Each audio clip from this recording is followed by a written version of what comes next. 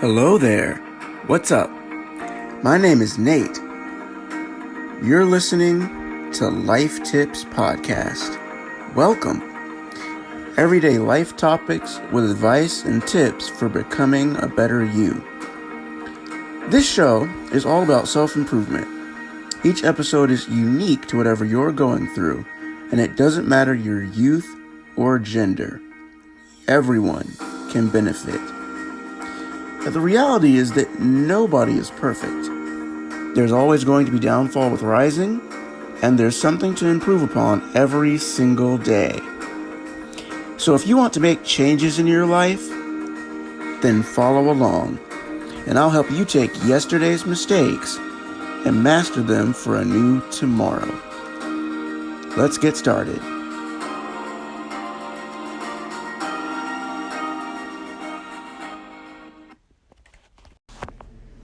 All right. Before we get started with this episode today, if you are brand new to Life Tips, thank you. I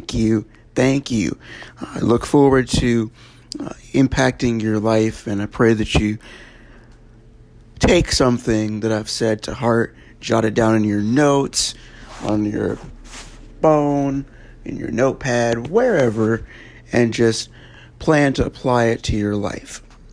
If you are a current or faithful listener of the show who have been with us since day one, welcome back. Excited to continue this journey with you, and we hope that you continue to enjoy the show as you always do. All right, let's get started.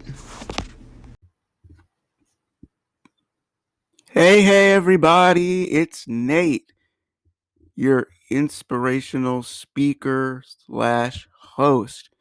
I have exciting news. Oh my goodness. So, you'll notice that on anchor.fm /life tips, there is a $sign right next to our intro, right next to the picture that houses our name. Listen on Spotify is there. $ support is there, as well as message. The $ support means that you can now financially support Life Tips Podcast yourself.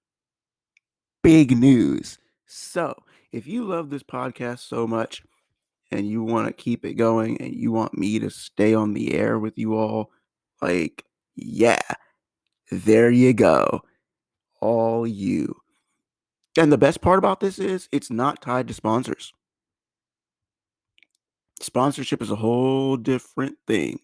This is not tied to sponsors. Now, one could argue probably should have turned that on months ago, but year one was all about being free and being accessible. Year two is where the moolah portion of podcasting comes in. Pretty cool strategy, huh?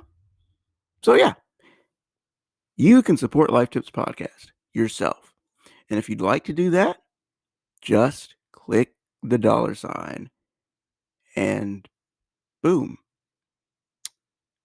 So in order to see the $, just go to www.anchor.fm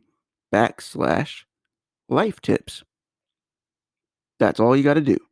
Once you get there, the $ will be there and you will be able to financially contribute. Thank you, and once again, thank you.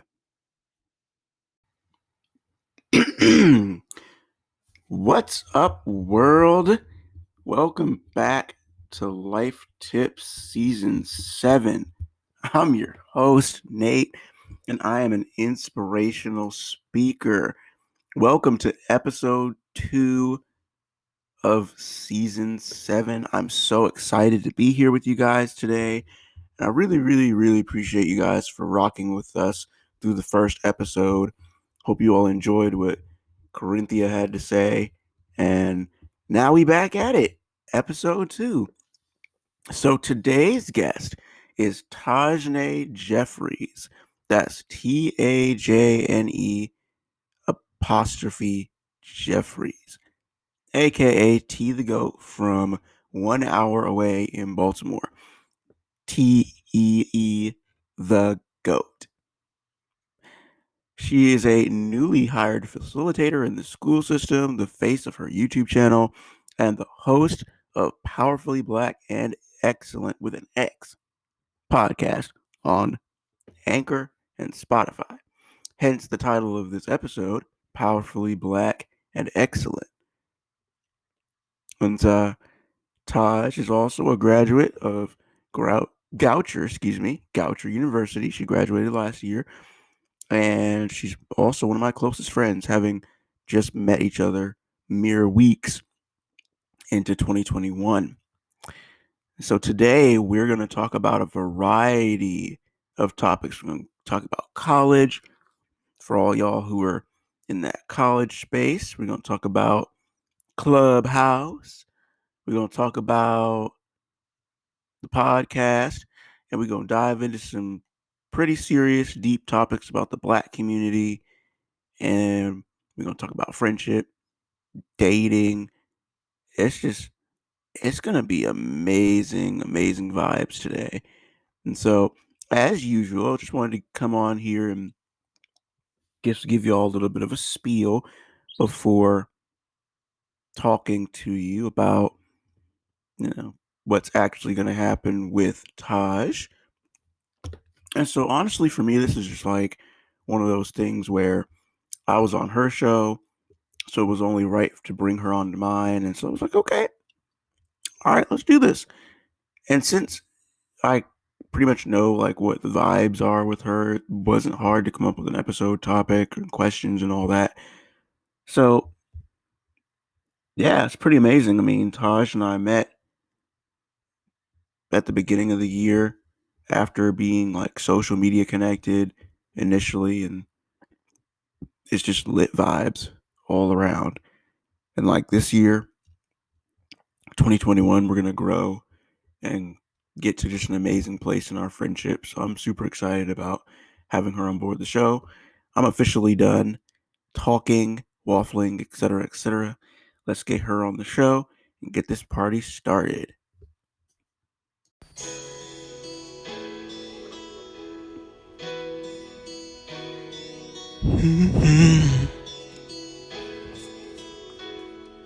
Yeah. T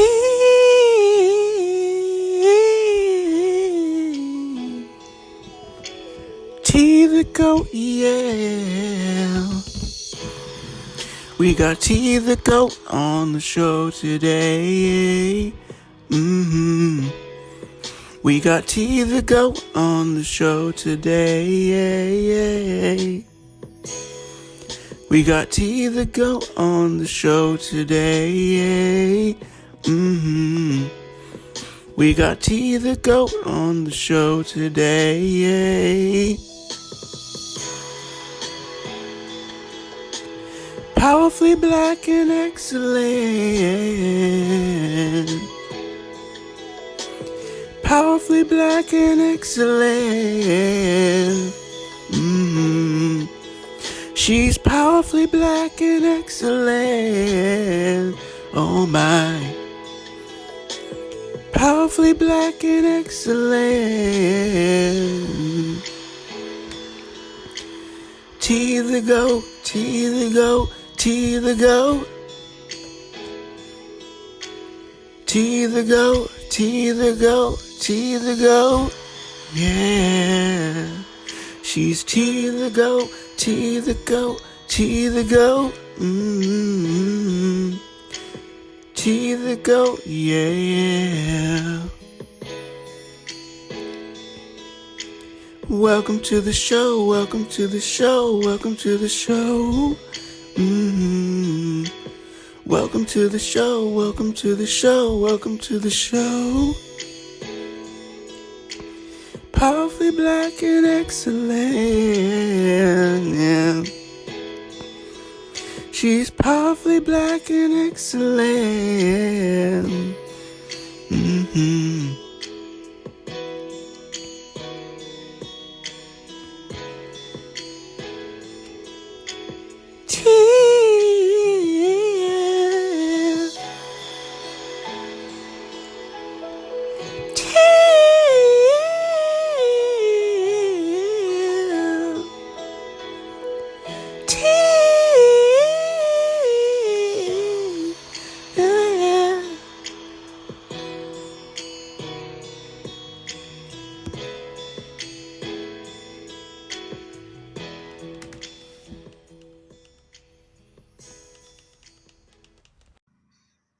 Alright, excuse me, alright, we's here.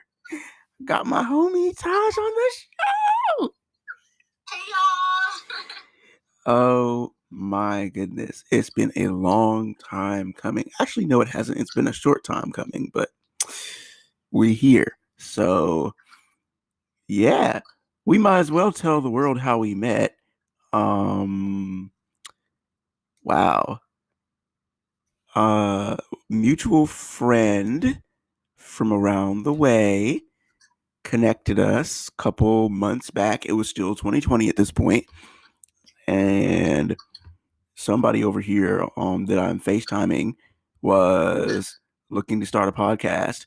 And so she hit me up and was like, hey, I need help starting a podcast. And then I just basically gave her the whole playbook. And I was just like, here you go. This is how you start a podcast. This is who you can start a podcast with. Da da da da da. And then in no time, Powerfully Black and Excellent popped up in my message threads. And I saw the flyer. I was like, yo, she really did that. Yo. So, yeah. The first day we talked, we hit it off completely. And I don't know how I became this girl's mentor, but I did. So yeah.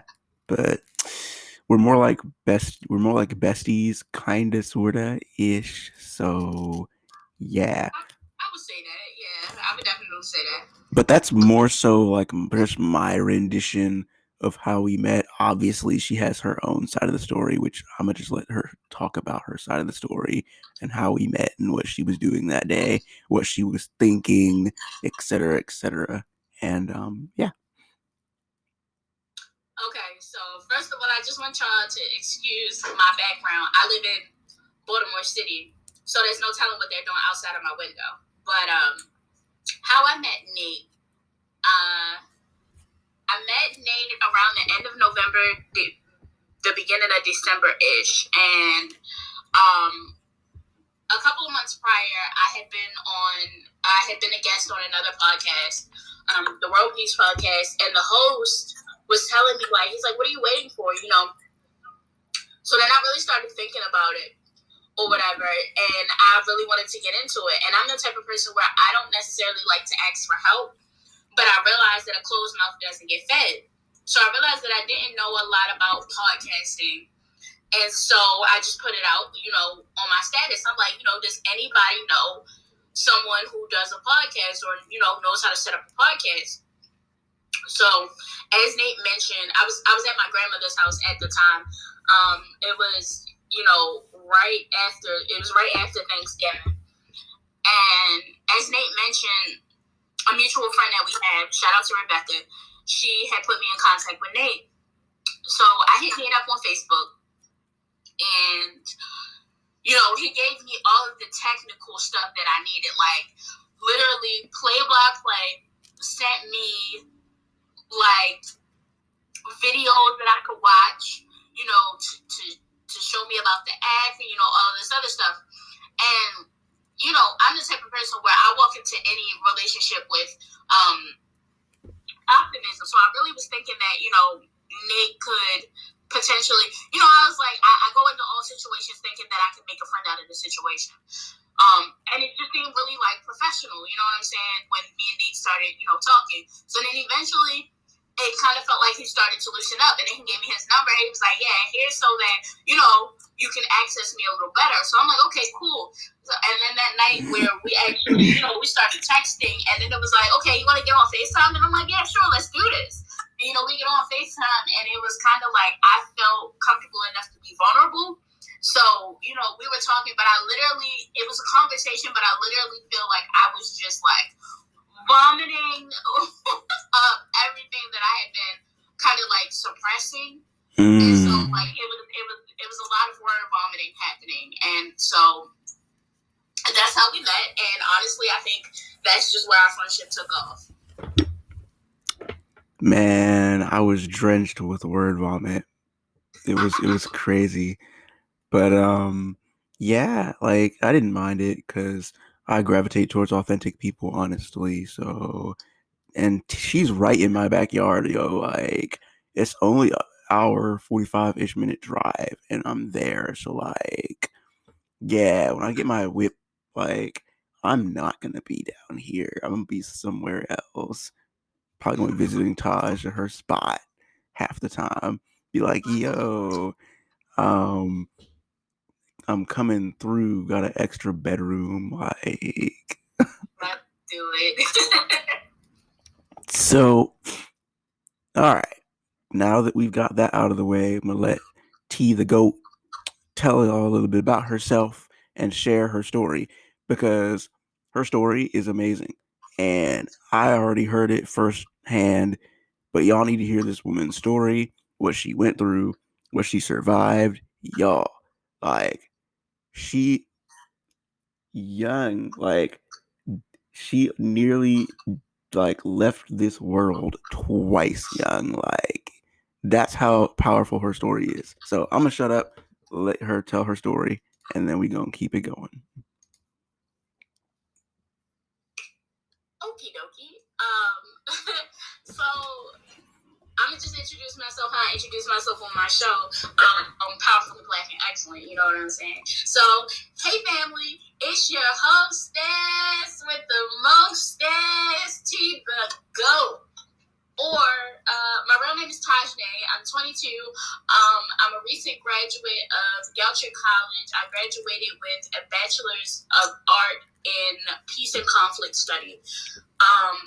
Peace and conflict studies. I don't know, like my favorite color is green. I love chicken tenders and french fries. Those are just some simple facts about me. But to get into the meat and potatoes, I have definitely been through a lot in my life. On paper, according to the government, I am what you would call legally blind. I have a really rare autoimmune disease called neuromyelitis optica, NMO. And the crazy thing about NMO is that it never stopped me from being who I was meant to be and doing the things that I was meant to do. Not only was I the first person from my family to graduate high school, but I was also the first person to go to college and finish college on both sides of my family, both sides of my, sort of immediate family. So, I guess to kind of give a summation of kind of what happened to me, I started going through this stuff as an 11-year-old child in middle school, and I really didn't think anything of it. I remember the first time that I really realized that there was something wrong. I had a substance. Good. So that particular time when they were able to diagnose me, I stayed in the hospital for a month, a little over a month. And then my doctor, the specialist who I was seeing, he gave me these pills.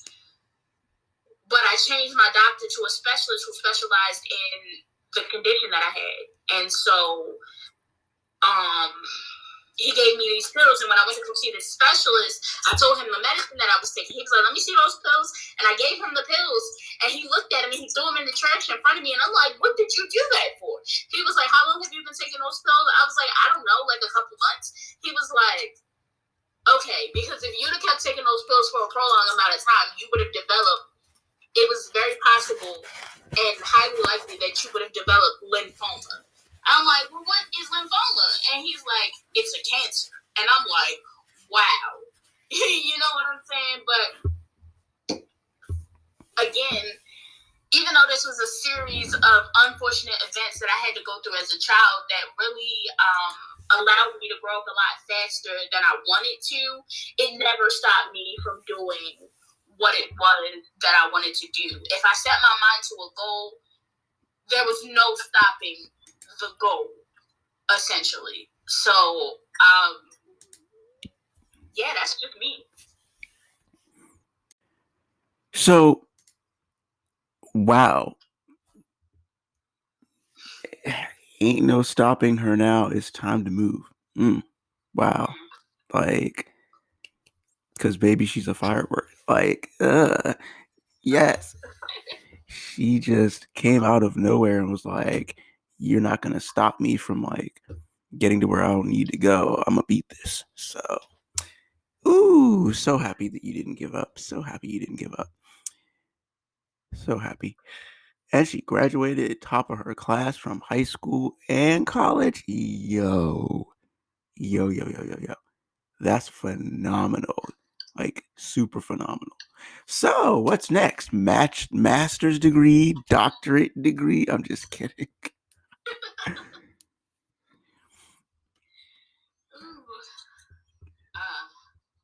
want to work a little bit before I decide whether or not I'm going back to school. I've been in school my entire life, and I was just like, I need a break from this. So I recently got a job through AmeriCorps. I'll be teaching, and I'll start teaching in August, and I'll get an education certificate, I believe, at the end of this program, hopefully. So that's kind of what's next. And then after that, who knows? I might go and get my master's, or I might just keep working and getting some more experience. So, yeah.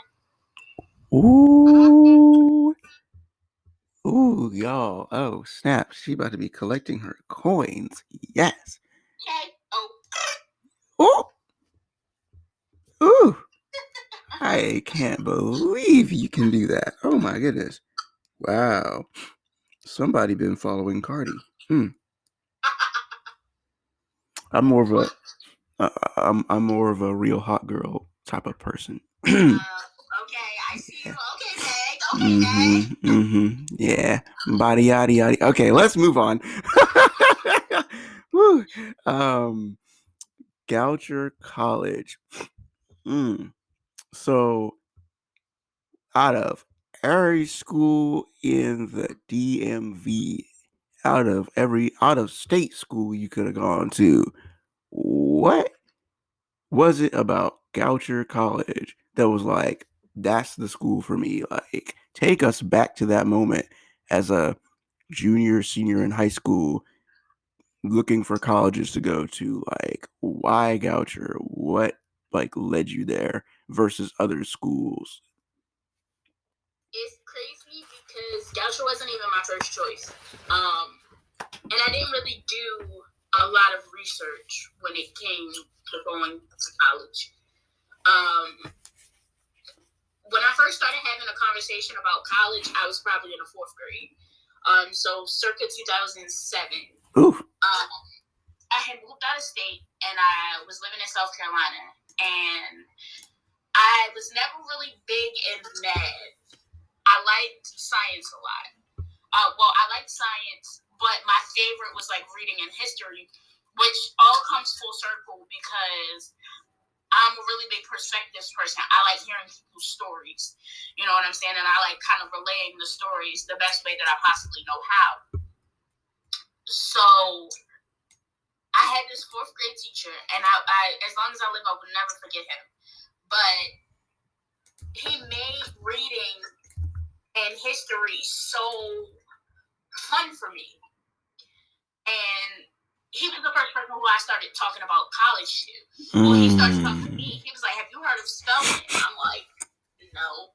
He's like, "Well, it's a school for Black women, all Black women." He was like, "Yeah, you're so smart. I really think, if you keep applying yourself the way you're applying yourself now." Like, I was literally in elementary school making straight A's at the top of my class, but he was like, "If you apply yourself and you keep applying yourself the way you've been applying yourself, you can make it there. And from that point forward, I was like, okay, I'm going to Spelman. You know what I'm saying? And so I got back to Maryland. I ended up coming back to Maryland that same year. And I was talking to my guidance counselor, and I was talking to my guidance counselor, and she actually reached out to Spelman. They sent me a whole bunch of like Spelman stuff, like an admissions package, or whatever. So I had it kind of like set up in my head, like I'm 9-10 years old, and I got this set up in my head that this is what I'm about to do. You know what I'm saying? But God, He had an amazing way of just changing your path and changing your direction when you get plugged into who you want to be and not who you want to be. So all of that stuff happened, right? All of the stuff happened that I told you about in my introduction. And so, but I was the type of person where prior to that, I planned everything. Like, I'm still a planner. So I planned everything. And it was like, okay, I know what college I'm going to go to. I know what I want to do. I know how many kids I want to have. I know what car I want to drive. I know where I want to live. Like, I know all of this, right? But, I know who I wanted to marry, all of that. But God had a different plan for me. So He threw this monkey wrench in my plan. So I ended up having to transfer schools. Like, for the rest of my 9th grade year after my diagnosis, I was homeschooled. Then I had to transfer out of homeschool, and I had to go to a special education institute. And then I was able to transfer out of that school and go back to my home high school, whatever. But in the midst of me being in this special education institute, I was going through depression. Dang. And so my grades started to slip, but it's crazy because there was a dual kind of education program where I could go to the special education institute and then I could go to the local high school. So I was thriving in the local high school, but I was letting my grades slip in the other high school. Ooh. So, it was a toss-up. So fast forward a little bit to senior year where I started applying for colleges.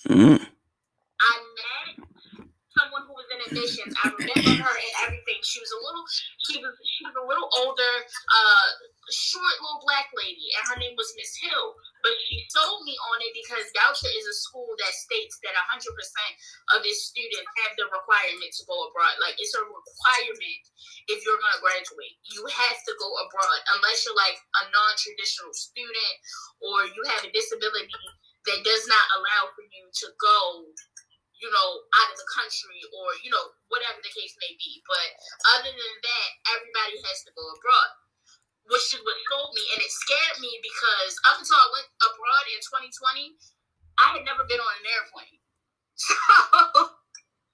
But I had so much, so she sold me on it. So I already knew that I was going to apply there. But I had so much prior history to Goucher prior to me applying. So I can remember as a kid going to Goucher and seeing plays in their auditorium. I can remember, and this is what I'm talking about, how God places stuff in front of you, but you don't realize what He's doing until much later, right? So I remember going and seeing plays at Goucher. When my mom graduated from Test College of Technology, she graduated in the Goucher Auditorium. When my godbrother and my sister-in-law, when they got married, when I was in the 11th grade, they got married when I was in the 11th grade, and they got married at the chapel on Goucher's campus. But as an 11th grade student, I still did not realize that Goucher was going to be the school that I was going to, right? So I did my Common Ed. I applied for 2 HBCUs. I didn't get into either one. I didn't get into Spelman, and I didn't get into Howard. I got into the other 2 schools that I applied to. I applied to Longwood University, and I applied to Goucher. Now, based on some extenuating circumstances as far as finances and stuff go, Goucher was giving me more money, and I was getting outside funding from an additional source. But they told me, and this is God, but they told me that if I was to leave the state, I wouldn't be able to get that money Ooh. to go towards my tuition. So I was like, okay, well, Goucher it is. You know what I'm saying? Because it's already it's basically the end of the school year. I didn't have time to really apply and then wait for this other organization in a different state. You know what I'm saying? So I was like, okay, well, I'm going to Goucher. You know, and even though Goucher was a predominantly white institution, and all of my life I've been in predominantly black institutions, like it was a culture shock for me. And you know, Goucher had a lot of fixing up to do. Like Goucher is not the greatest school. I can say that by far. Goucher is not the greatest school on earth. But I think my main mindset when I got there, and it started to develop more and more as I got older and older. But my main purpose of going to Goucher and staying at Goucher, because Lord knows I wanted to transfer so many different times. But my mentality for being at Goucher, like, number one, they make it so hard for you to transfer, because if you go to Goucher, like, a lot of your credits don't transfer from one college to another, because Goucher is a private institution. But, and they don't tell you that. Wow. So, but, you know, another thing, you know, I thought about it, and I'm like, okay, my reasoning for staying at Goucher, because I could have just dropped out, but my reasoning for staying at Goucher is based on the simple fact that I want to leave this institution better than it was when I got here. And I did what I set out to do. It was a goal. I did it. You talk to anybody who knew me and knew the role that I had on Goucher's campus, they will tell you that I worked my ass off to make sure that Goucher was good. And, you know, that's what it was. Wow. Not to mention the culture shock. Yo, let's talk about the culture shock real quick, though. Like, guys, y'all all know I went to Liberty University, largest Christian school in America. That, in and of itself, was a culture shock. After being in the black community for all my life, I was like, whoa. But in my case, it was like, whoa. Hello, ladies. Wow. and then I was just like, wow, like this place is huge. Like everybody from out of the country, in the country, like so many people are coming here. And I was there when it was good before all the madness with the president went down. So yeah. But when in T's case, when she got to Goucher and there was a culture shock, oh man, we got to hear this story. It was definitely a culture shock. I promise you that I had never been around so many white people in my life. And so, but not only was it a culture shock where it was like, oh my gosh, like, I don't know how I'm supposed to act. Like, and you know, I was doing that code switch thing. Oh boy. Like, I was changing the way that I spoke in order to try to, like, better blend in with people. Like, that was just kind of what I felt was necessary for me to do in order to survive at Goucher. But it was a culture shock because I had met so many people with so many different disabilities. And not only had I met these people with so many disabilities, but mental health became a conversation. Wow. And when you grow up in a black community and you know what I'm saying, a black Christian community at that, you know, mental health is not always a priority. Nope. You know, when it comes to mental health and you grow up in, you know, a Christian family, you're told to pray about it, right? And, you know, sometimes that relief is not automatic. And it's like, so what do I do, you know, based on this, that, and the third? So I started figuring out resources. I started trying to find resources, you know. So I got myself hooked up with the counseling center at Goucher. And then through speaking with the counselor, he connected me to the counselor that I still have until this day.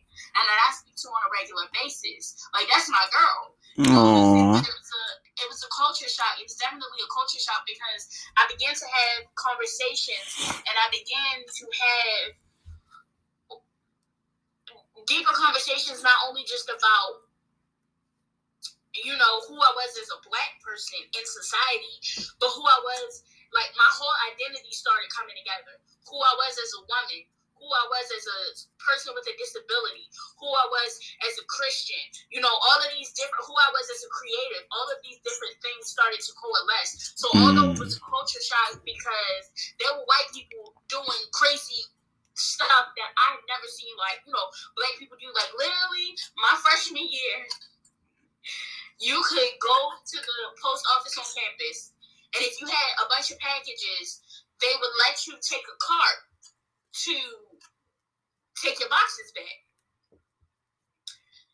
And don't ask me what happened, but somehow the cart ended up in our building.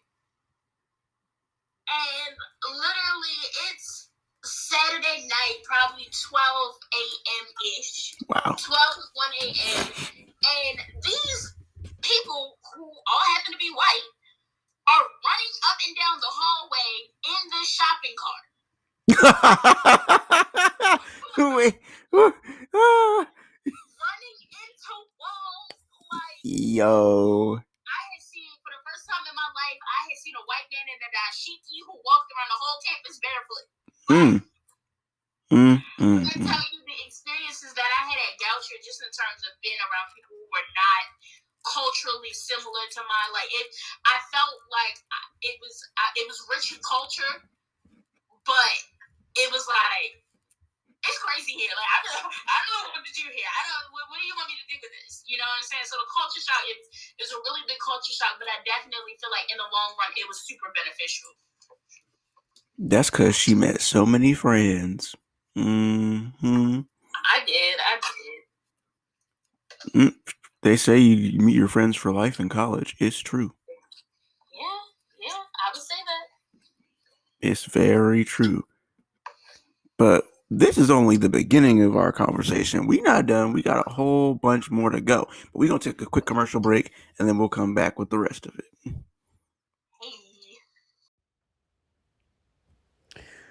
You know, Life Tips Podcast is sponsored by Anchor.fm. And honestly, it's one of the best platforms on the planet. Literally, one of the best platforms on the planet. So, if you want to start your own podcast, but you're not sure how to do it, then here's how. The first thing you have to do is come up with the vision and plans for your show, including a name, an episode count, and main objective. After that, you'll need to come up with topics that will catch your listeners' attention and keep them interested. And of course, the last thing you will need is a hosting platform where Anchor comes in. It's free to download. You can make money from your show with no minimum listenership. And you can record using your iPhone, iPad, MacBook, etc. And there are many more tools that Anchor will provide you for you to take advantage of their resources in order to create freely. There is no studio or expensive equipment needed. So go to www.anchor.fm/start to get things rolling so you can get your show off the ground. I can't wait to hear what you come up with. Do you want to start your own podcast? If you do, great, I'm here for it. But you may ask, how do you do it? Well, that's the easy part. You first have to come up with the vision and plans for your show, including a name, episode count, and main objective. Secondly, you'll need to come up with topics that will catch your listeners' attention and keep them interested. The final thing you'll need is a hosting platform. That's where Anchor comes in. It's free to download. You can make money from your show with no minimum listenership. Record using your iPhone, iPad, or MacBook. And there are many more tools Anchor provides that you can take advantage of in order to create freely. No studio or expensive equipment needed. So if you're interested in getting your show off the ground, go to www.anchor.fm/start to get started with your amazing, new, unique show. I can't wait to hear what you'll come up with.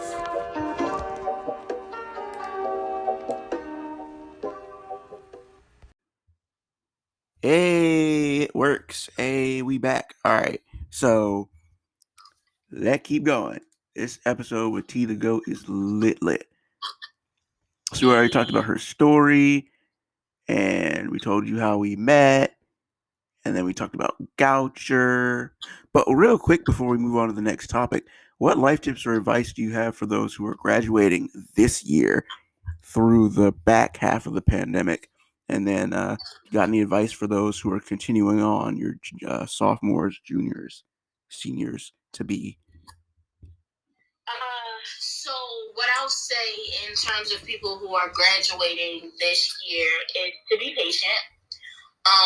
The economy is not what it is typically like. So, people are slow to respond. Everybody is trying to figure out how to deal with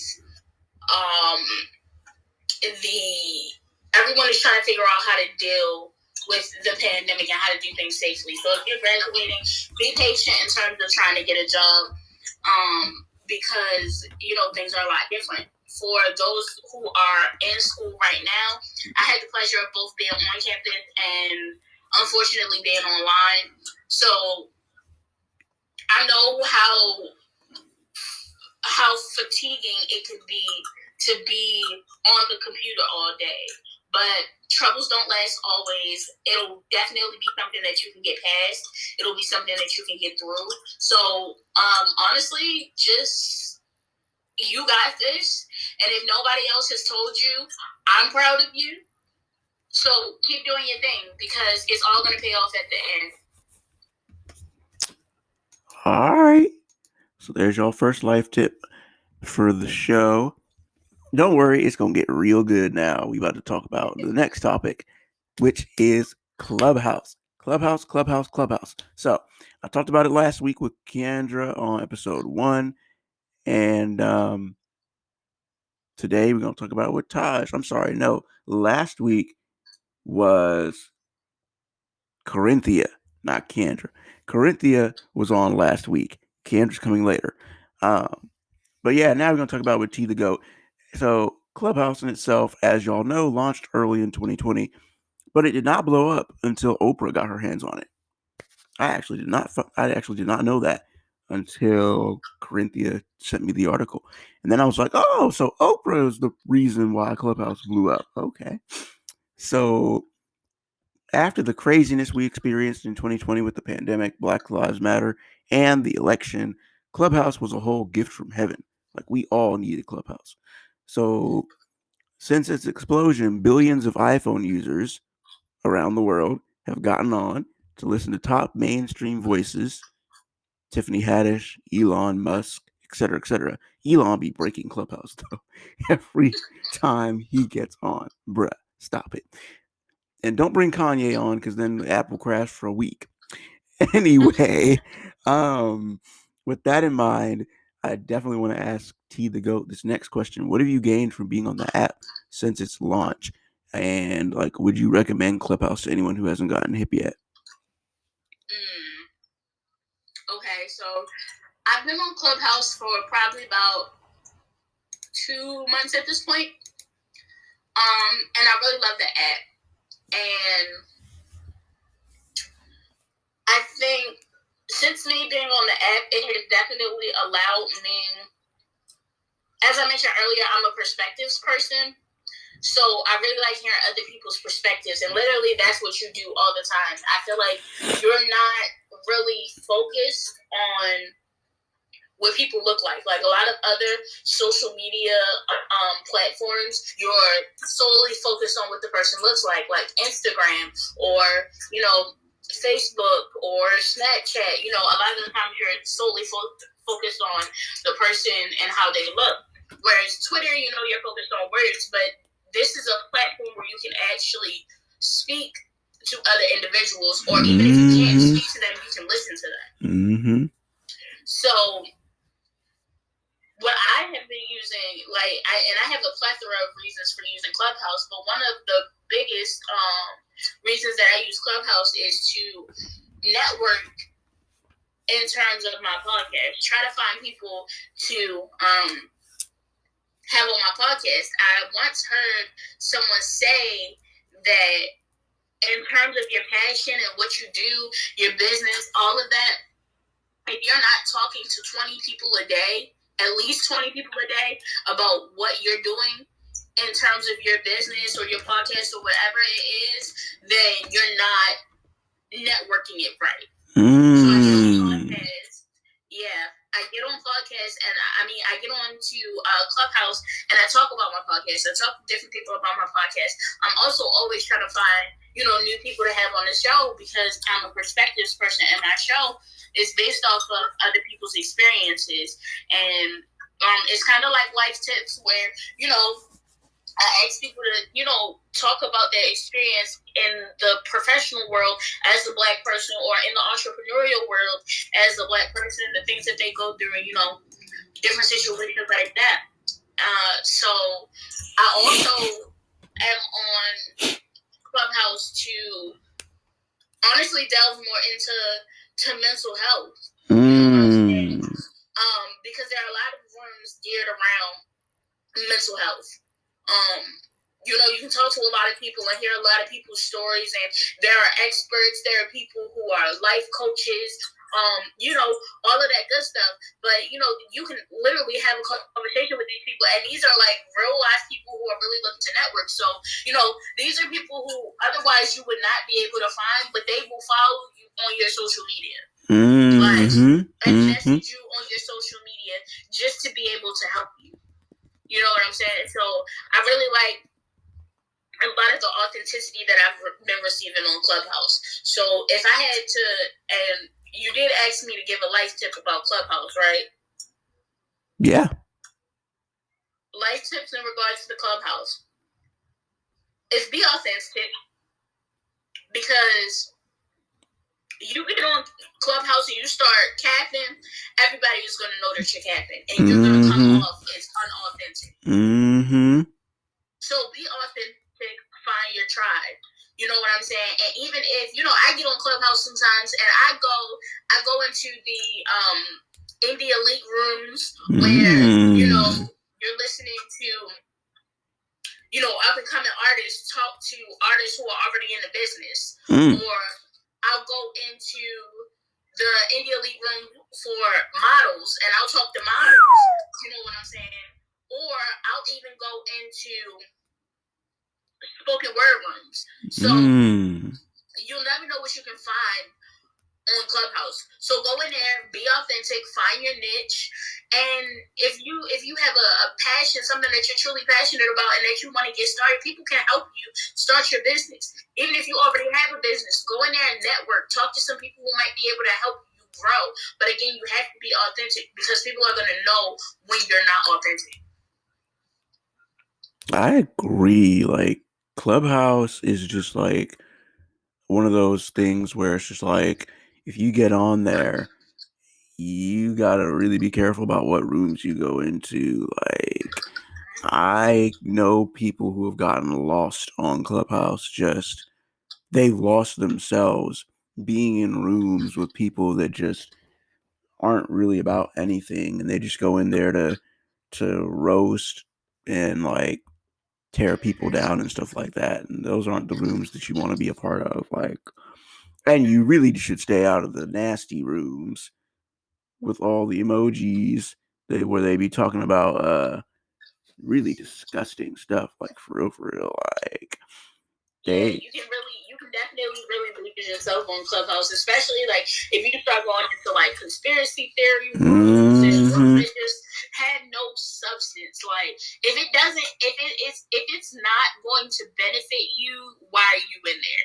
You know what I'm saying? And when I first got on Clubhouse, like, I was going into, rooms that it was just like these people who were just literally sitting on a stage, just hundreds of people in the audience, but these people are sitting on a stage and they're having these conversations, and it's like, y'all are really not like, these people are in they had apparently set up like some vacation, and they were in Aspen, and they were in log cabins, out in Aspen. But it's a whole bunch of, like, I guess you could call them social media influencers. But they were literally just sitting there talking, and I'm like, what substance is this giving my life? Like, it's not giving me anything. It's not feeding my soul. It's not, making me a better person just to listen to y'all gossip and be messy.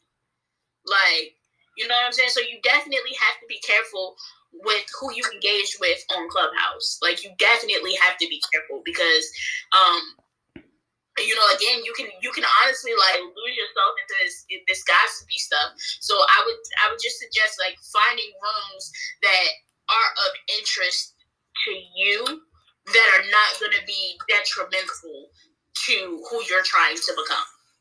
Exactly. I'm probably going to talk about this in a later episode, but I have a whole podcast crew. I'm sorry, a whole Clubhouse crew from like Nigeria, and everybody in there is from like Lagos, and I'm one of the only people in the US, and it's just like, yes, found my tribe, found my community. Let's go.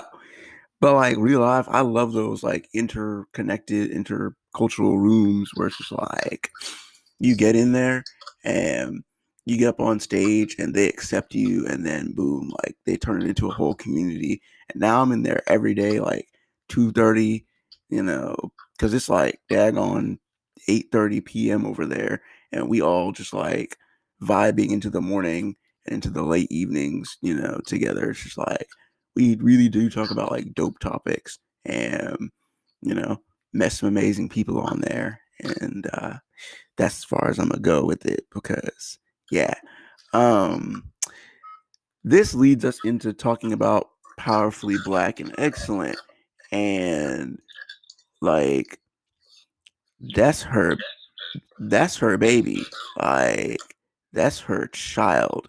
Powerfully Black and Excellent. So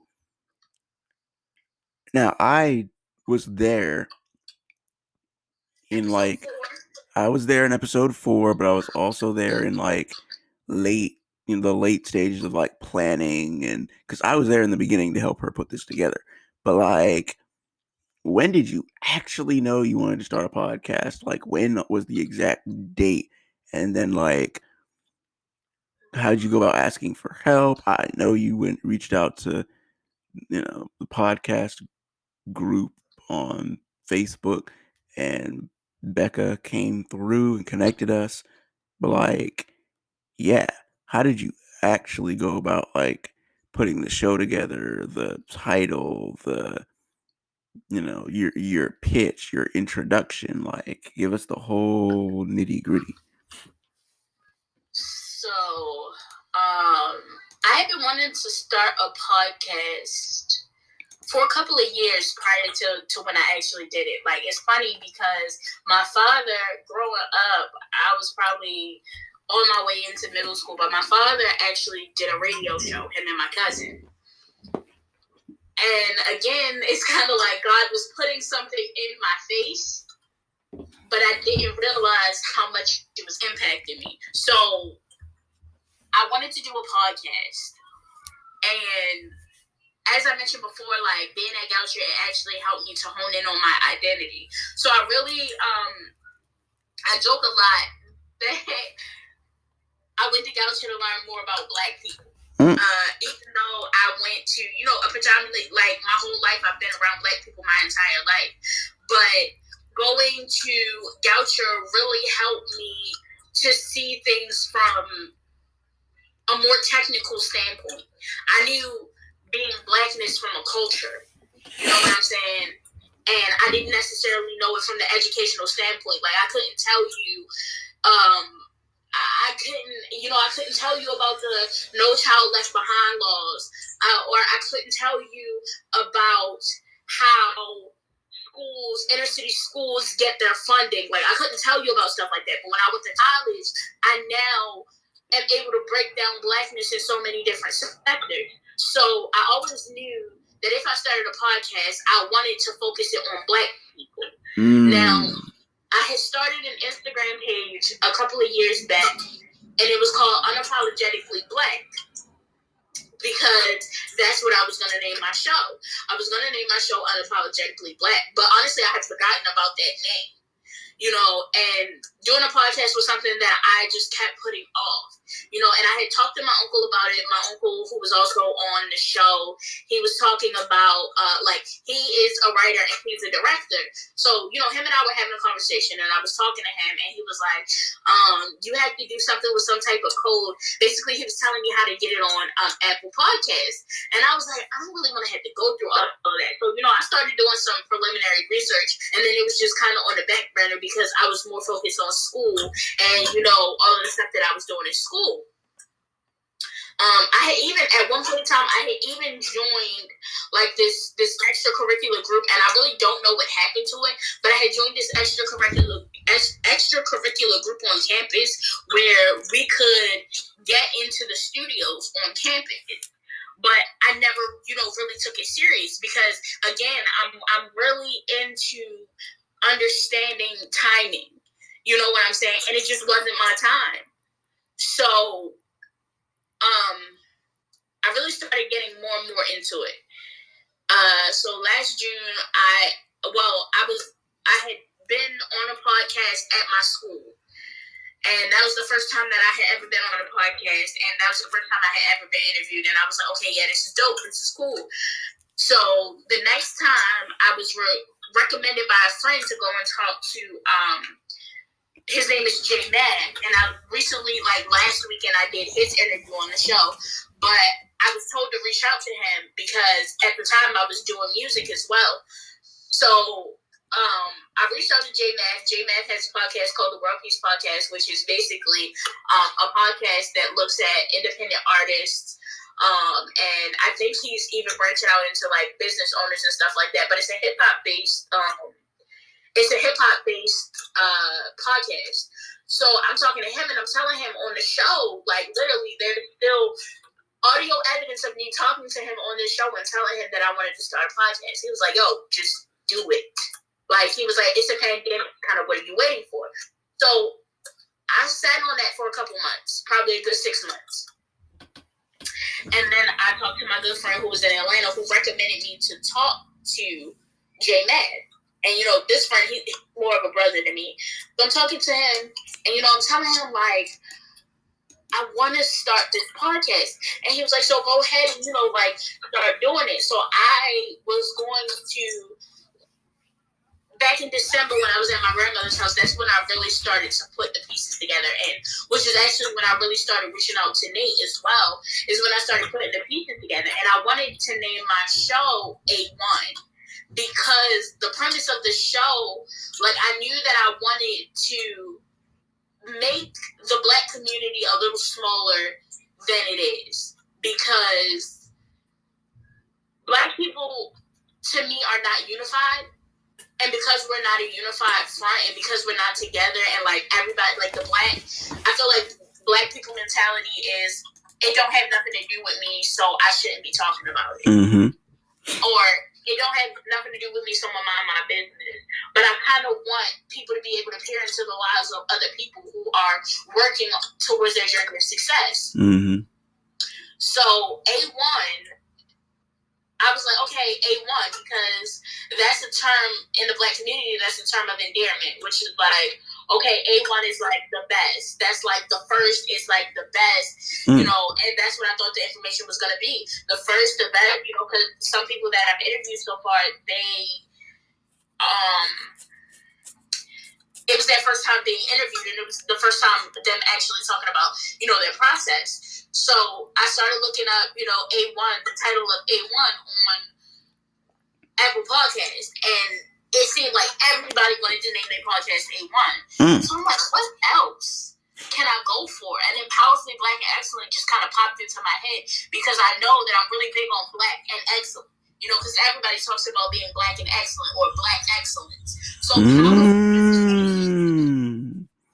Powerfully just came because Black people don't stand in their power.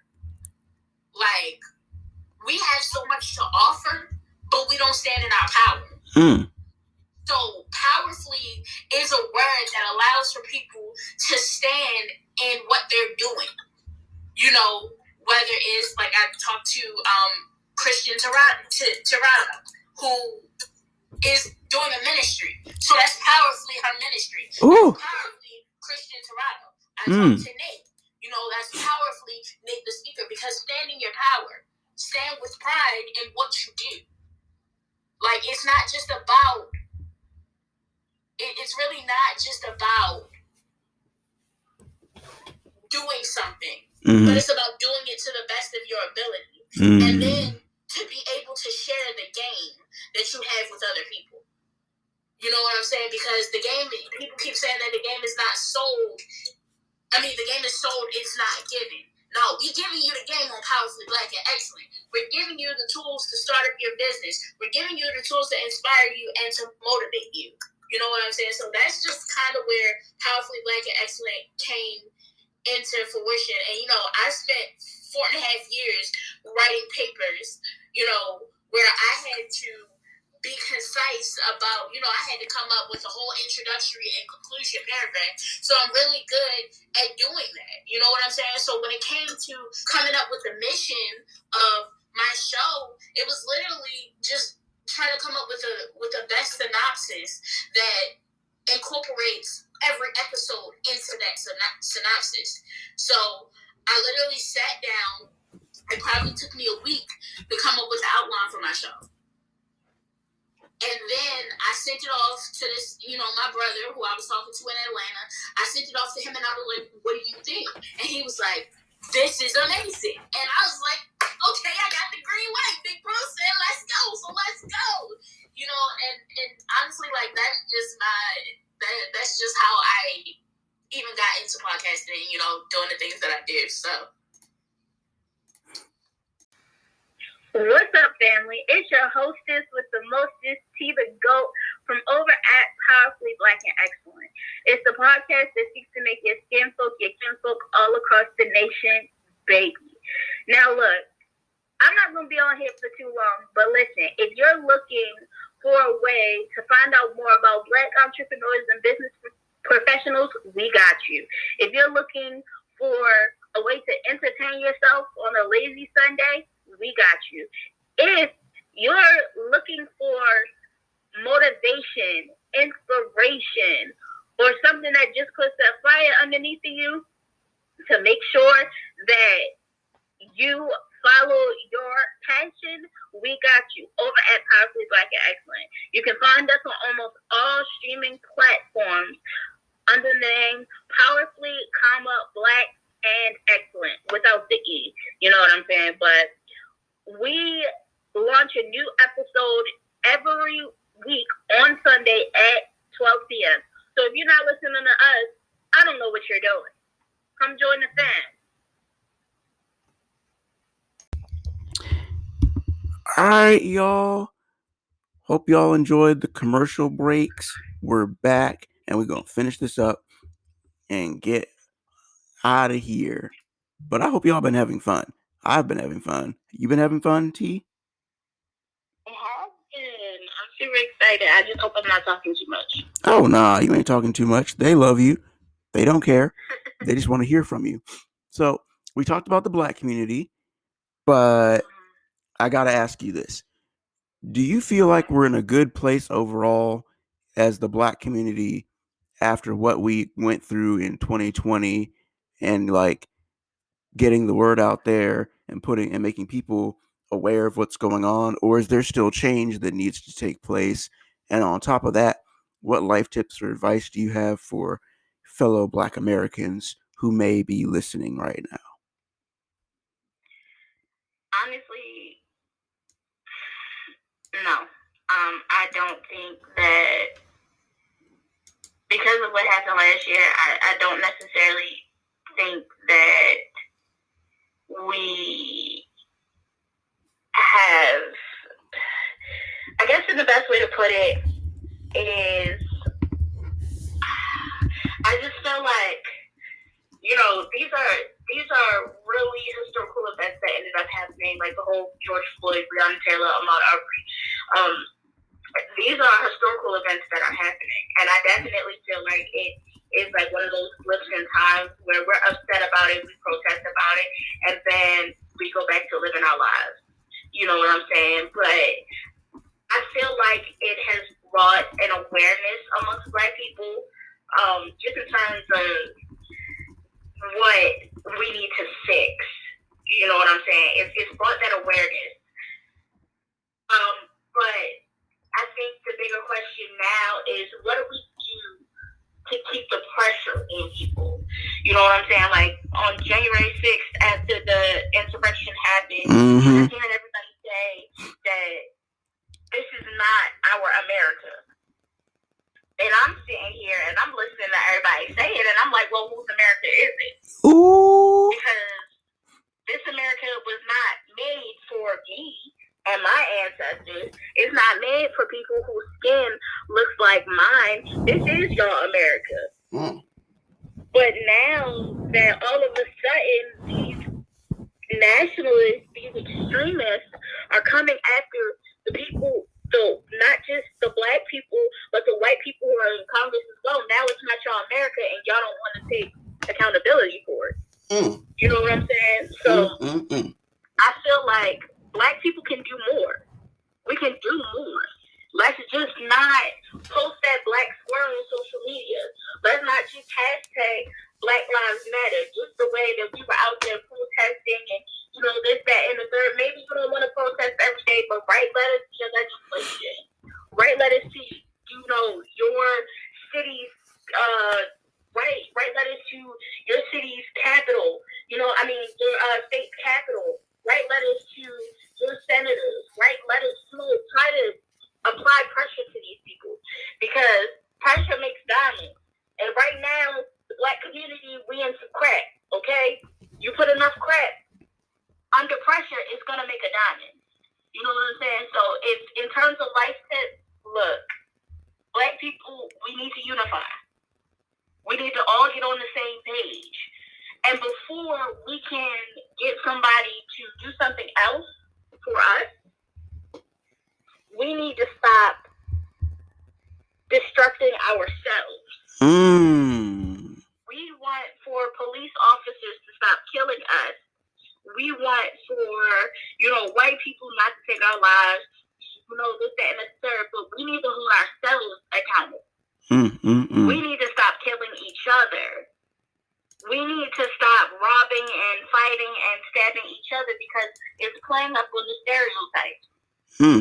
So if you allow for something to happen with somebody who looks with you, what makes you think that other people are not going to heed to that and do the same thing? We need to respect each other. We need to unify each other, and we need to uplift one another, because once black people really start realizing the potential that we have, we're going to make it.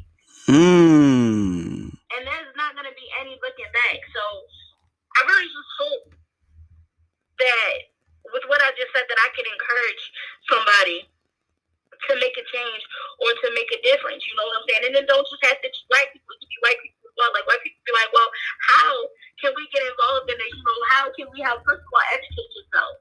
Know that it's not our job as black people to educate you. So educate yourself.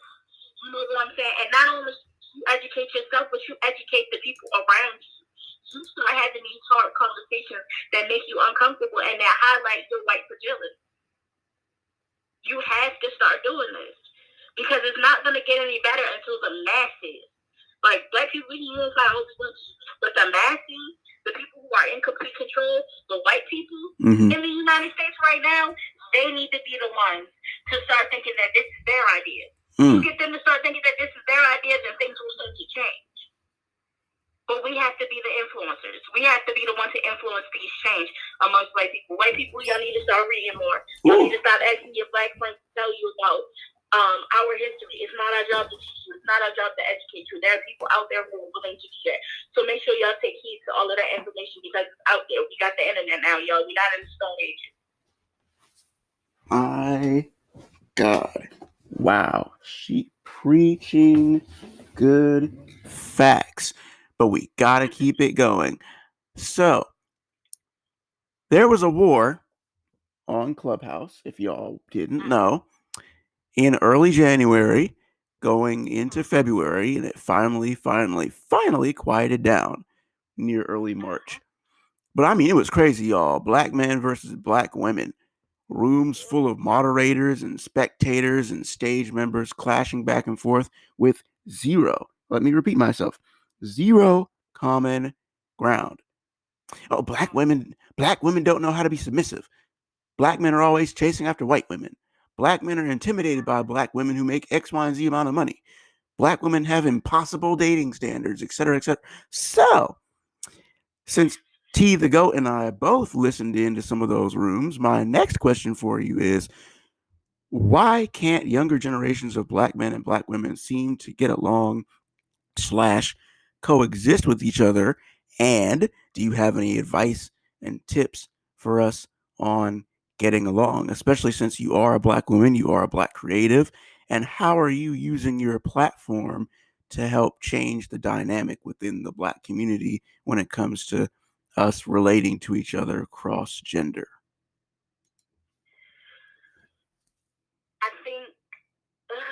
I think the answer to that is because we haven't been taught how to do it.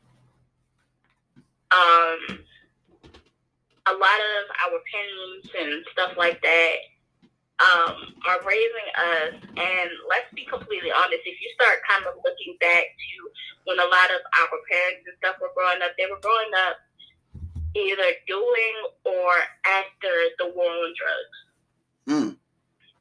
which is when drugs were planted in our communities by the government in order to start locking people up under the 13th Amendment to basically re-enslave black people. Because the only way that you could be forced to do work is if you are locked up. And if these people didn't get locked up, they were strung out on drugs. Wow. So a lot of people do not have, the younger generations, we don't have a lot of guidance because we all know what drugs does to your brain. And let's be honest. So why we can't get along, why there's no common ground, is because we haven't been taught how to do certain things. We haven't been taught, it's not like, how white people growing up where, both of the parents are in the home, they're married, and not to say, black people, it's not like that for black people, but a lot of black people are growing up in single-parent households. Mm-hmm. And they're seeing the toxic relationships that their parents are having with other individuals. And we are creatures of habit, so we tend to honestly copy and repeat the same things that we see because it seems like it's working, right? So as far as me being a black woman and in terms of trying to bridge that gap, just for me, I'm a person who is really into perspectives, and because I'm really into perspectives, what I end up thinking about is hearing where people are coming from. Mm-hmm. I don't just go into situations with assumptions. I try to figure out why people are the way that they are prior to making an assumption on them. It's not all about me. And as soon as black people realize that, we'll get a lot farther. Because it's not just about you. Wow. And black people, that's why they're having this argument, because a lot of people think that it's just about them. You know what I'm saying? Now, my platform, even though it's mostly based on people's entrepreneurial endeavors or their business professional endeavors, my platform is bridging that gap because I'm not only choosing to talk to women. I'm choosing to talk to men as well. Come on. And what I realized about a lot of men who come on my show is that the men, their episodes tend to be longer because women don't listen to them. And because women don't listen to them, when they finally get a black woman who's willing to listen, they're going to take that and they're going to run with it. Ladies, we need to listen. It needs not to be about us. Yes, it is about us sometimes, but for the most part, listen to him. Because a lot of the times, black men grew up and they're told that they are not allowed to be vulnerable. And because they're told that they're not allowed to be vulnerable, it's a lot of stuff that they got built up in there. So you find a black woman who's willing to listen, like majority of my listenership on my podcast are men. Wow. 75% are men. Wow. That's deep. But you have to be willing to have a conversation with these men. You have to be able to listen. But we don't know how to do that because we haven't been taught. So break those generational curses, break those chains, and start doing something different and thinking for yourself and not other people. Wow. Don't keep this perpetuation going. You can stop this. So break that chain and listen. Really put in the effort. Man, this is powerful, black, and excellent. Ooh, Hey. I'm feeling it. Your hostess with the mostest is killing it. But we got one more conversation topic to go, and then we're done. We could keep going forever, but we don't have that much time to talk. So it's not just us getting along together in the black community. And yes, we got to listen. You know, the women need to listen. And yes, you know, black men tend to have a lot to say. But it goes back to my episode of Powerfully Black and Excellent, episode 4. I was on the show.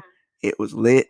And just before we got on here, T was telling me about her grandmother and how my episode impacted her so much that she's probably listening to the show right now. She's probably listening to Life Tips right now. And it's just like, wow, that is absolutely amazing. And like the fact that your grandma is about to become a fan, a super fan, and listening to the show, that's crazy. That's awesome sauce.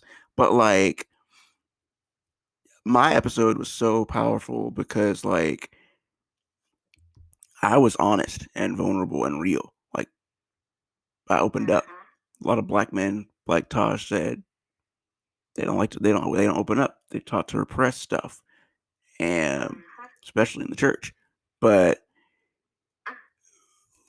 there's one thing that we black men are really, really good at, but also really, really bad at, is not just communication overall, but communication when it comes to actually dating. Like, it's one thing to have a relationship, just a platonic, casual thing with a black woman and say, oh, you know, black men versus black women, we can't get along because one of the reasons we can't get along with black women is because we don't know how to be friends with black women first. We always trying to shoot our shot. We always trying to get in someone's pants, whip out the condoms. Yes, I know that's graphic, but like, it's the truth. We black men are notorious for being over the top flirts. And it's like, all we care about from black women is, you know, can you hit good, and you know, what can you give exactly me? Like, what can you give me? Can you hit good? Do you look good? If so, great. We don't care about the emotional. There is so much more to a relationship than just the physical. It's an entire emotional truckload that comes with dating just as much as friendship. And I say that to say that T the GOAT knows a little bit about this, because she done been around the block with some black dudes.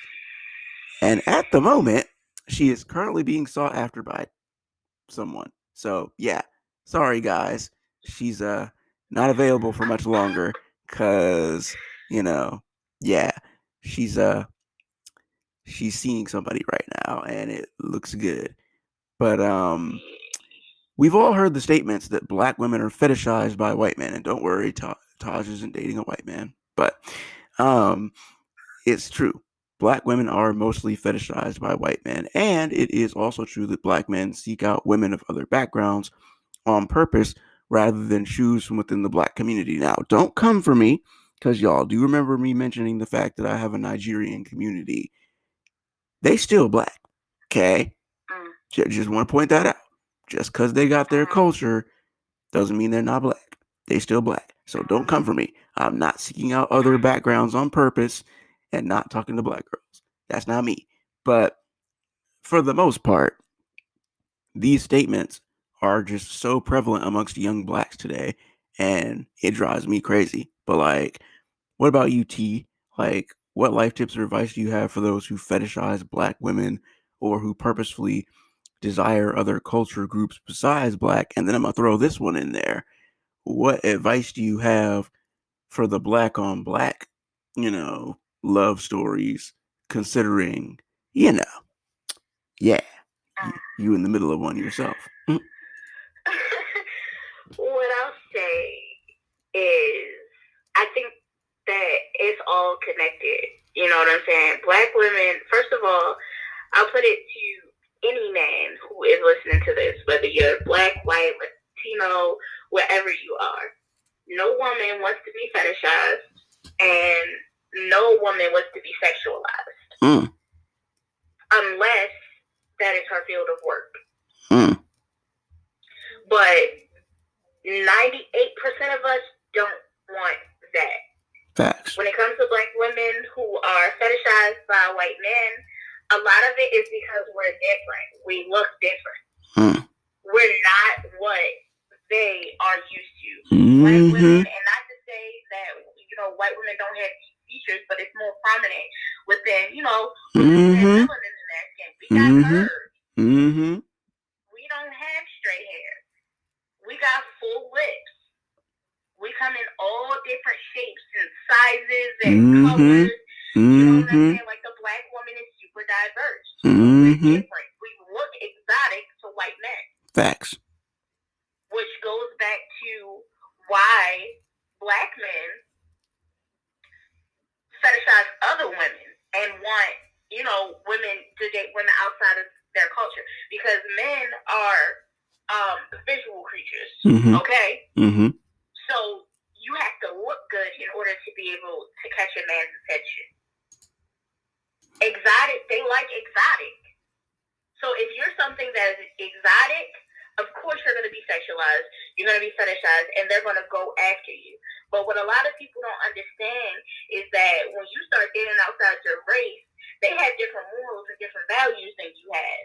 Well. So, of course, she might look good, but she don't have the same morals and the same values as you. You're going to have to work 10 times as hard to get that woman of a different culture because she don't value the same things that you got. She want to know if you're going to be able to take care of her, if you're going to be able to understand. Then when you start dealing with a Black woman, a lot of us are independent and we don't want to be taken care of. We want to be taken care of emotionally. Come on. If you want an exotic woman, she's going to expect you to spend a bag on her.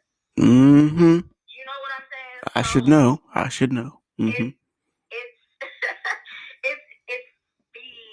It's all about the way, and it sounds so shallow, but it's all about the way that you look. It's all about, you being exotic and you being different. In terms of Black on Black love and in terms of any love, I'm going to just put it to you like this. Before you can actually get into a relationship with somebody, you have to be able to love yourself. Come on. Because if you don't love yourself, you're going to put all of the emotional baggage and the insecurities and everything that you have, you're going to put it onto that other person. And it's not going to be fair. Y'all going to be unequally yoked. And it's going to become a toxic relationship. So in terms of any type of love, you need to make sure that you're in a place to be in a relationship. You need to make sure that any previous baggage that you have dealt with, you are able to get rid of that baggage before getting into a relationship. Because if not, your relationship is going to end in turmoil based on your insecurities. You might end the relationship, but why are you ending the relationship? Not because the other person was bad to you, but because you're insecure. You don't know how to communicate. You don't know how to have a conversation with somebody about your feelings. You don't know how to not get jealous if, she has these platonic relationships with someone of the opposite sex. So these are things that you need to think about prior to getting into a relationship. And if you know that you're an insecure being, you need to work on you before you can work on dealing with anybody else. Point blank, period. That's it. I'm out. Mic drop. Ooh. Ouch. Facts. before we get out of here, though, let's talk about the rest of 2021. It's already been lit, like, because I've been getting to know T the GOAT for 3 months now, and it's been lit. And there's still the rest of 2021 to come, though. Like, the rest of March, we got all April, May, June, literally, like, it's about to be a massive year. We going back outside. The vaccine is here. We're going back to normal. Yay. But talk about it a little bit before we get out of here. Like, as we do go back into the world and as the year progresses, like, got any last minute life tips or advice for everybody as far as like life goes? What's coming down the pipe in your life? Where can everybody find you on socials? Give us a motivational word or phrase to, to end off on a good note. Okay, so what I'll say is, just to end off on a light tip, be patient. I think because everything is so instant now, as far in terms of social media, we get this instant gratification based on social media and stuff like that we don't actually take that time to stop and notice. You know what I'm saying? So be patient. Learn to be patient. Because instant gratification is cool and all, but the best things are going to take time. So that's kind of what I want for people to remember. In terms of what's coming up for me, more episodes of Powerfully Black and Excellent. I'm always looking for people to be on the podcast. So, if you're looking for me, make sure you follow me on social media. You can follow my personal Instagram page at TheGoat. That's TEE.TheGoat__. You can follow Powerfully Black and Excellent on Instagram and on Twitter at PG&X__. I think that's all that I'm going to give y'all right now because, if you look hard enough, you can find me. But what's coming up for me? Yeah, I'm about to start looking for a part-time job just until I start working in August. I'll be working in a Baltimore City charter school, Baltimore Collegiate School for boys. So all boys, either 4th or 6th graders. I'll either be doing math or reading. And 2021, honestly, I'm just living my best life. Like, that's just it. Because I'm living for me. I'm not living for anybody else. I'm doing the things that I need to do. I'm doing the things that make me happy. And, as I told Nate, prior to us recording, is like, when it comes to relationships and all of that other stuff, like, I'm not even stressing because I know that it's going to come. But the individual who comes into my life and, is really ready to take me up on that relationship offer, I'm hoping that it's the person, that I'm really getting to know. But, take me up on that relationship offer, he's just going to have to match my fly. Like, he's going to have to match my fly. Like, you know what I'm saying? So, I really thank y'all for listening to me. I super appreciate being on the show. This is a really dope conversation. I'm sorry if I kept y'all, over, but I love y'all, and I just really want to be able to help. Motivational phrase or word, empowerment. Y'all got this. Wow. Yo, this was lit. Loved it. This is probably going to be the best podcast episode of season 7. Like, oof. But thanks, T. Appreciate you, girl. Thanks, Nate. All right, y'all. We out. See y'all in episode 3. Bye.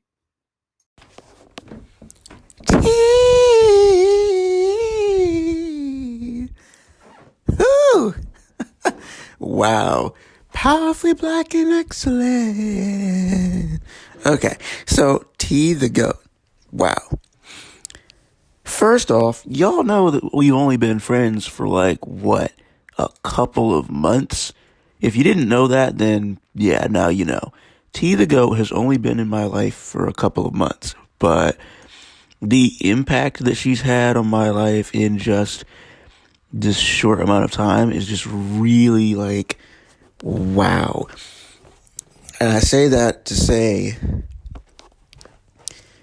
it's one thing to talk a good game. It's another thing to back it up and actually live it. T the Goat literally is a living representation of her word. Like myself, she says what she's going to do and does what she's going to do, and she backs her stuff up. She's the true definition of what a legit friend needs to be. Not the fake 2021 version that's out here, but an actual real friend. So, y'all know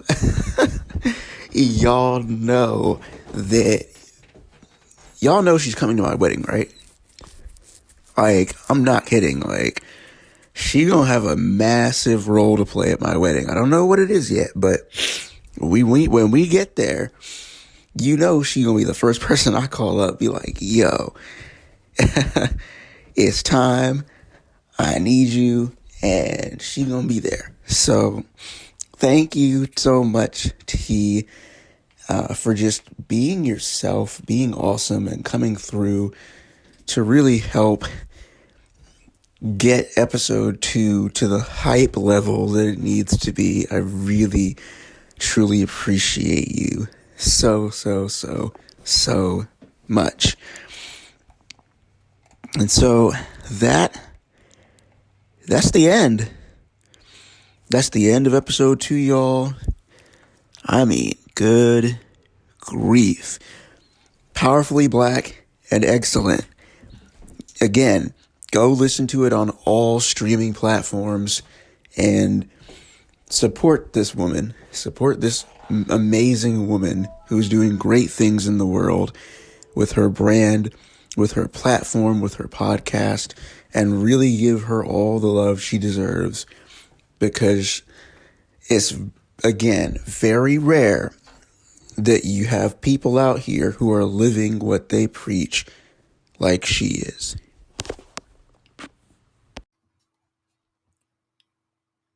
If you want to follow Life Tips on social media, we have a Facebook account and a Twitter account, both at Life Tips Podcast. If you would like to follow me on social media, you can find me on Instagram at Nate_the_speaker or _orator Nate. Or you can follow me on Facebook at The Wise Orator, or you can follow me on Twitter at auth_gen_person. That's it for this episode. See you next week.